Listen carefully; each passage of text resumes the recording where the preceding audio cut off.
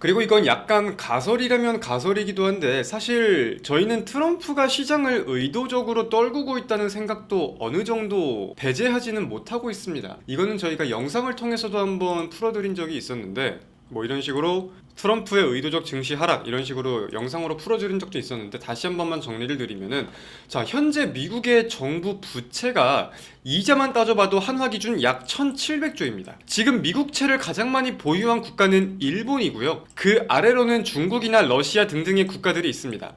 근데 가장 많이 보유하고 있는 일본을 기준으로 봤을 때에도 옛날만큼 매입량이 공격적이지 못해요. 절대. 그리고 많은 분들이 알고 계시다시피 중국 같은 경우는 미국의 가치를 떨어뜨리기 위해서 오히려 국채와 달러화에 대해서는 매도하는 포지션을 보이기도 하고 지금은 금을 굉장히 공격적으로 매집하는 것들이 보이고 있잖아요.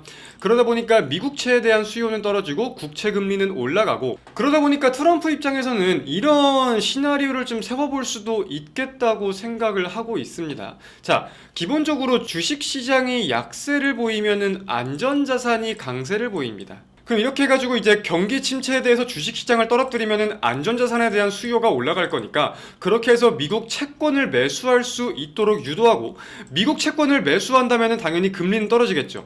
채권 가격과 채권 금리에 대한 가격은 반비례한다는 구조를 알고 계셔야 됩니다.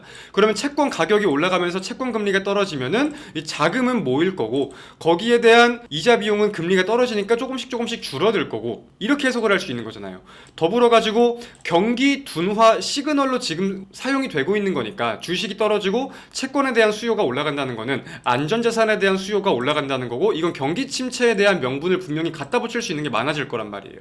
그렇다 보니까 그럼 이제 침체가 가시화가 됐어. 그러면은 경기 부양을 위해서 그때 시기가 언제일지 모르겠지만 그때 자 기준금리를 인하하자. 기준금리를 인하하면은 다시 한번 채권금리가 떨어지는 동력이 되죠. 이런 식으로 해가지고 채권에 대한 수요를 크게 해서 자금을 몰리고 그걸로 부채를 감당을 하고 채권에 대한 금리는 떨어뜨리면서 고정 부담 비용은 점점점 줄어들이고 동시에 관세를 통해서 미국의 재정 적자까지 지금 해결을 하려고 하는 모습을 보이고 있으니까 트럼프는 여기에 대한 시나리오를 짜고 있는 게 아닐까라고 생각을 하고 있습니다. 물론 트럼프 입장에서 주식시장이 중요하지 않다는 건 아니에요. 하지만 트럼프 입장에서는 사실 시장을 다시 들어 올리는 거는 누워서 떡 먹기일 겁니다. 비트코인이 지금 여태까지 이렇게 어떻게 올랐어요? 도지코인이 어떻게 올랐고 그래서 이런 가능성에 대해서도 따져볼 필요가 있을 것 같습니다. 일전에도 한두 차례 안내를 드린 적이 있었지만 오늘 좀 쉽게 다시 한번 정리를 해서 말씀을 드려보았어요.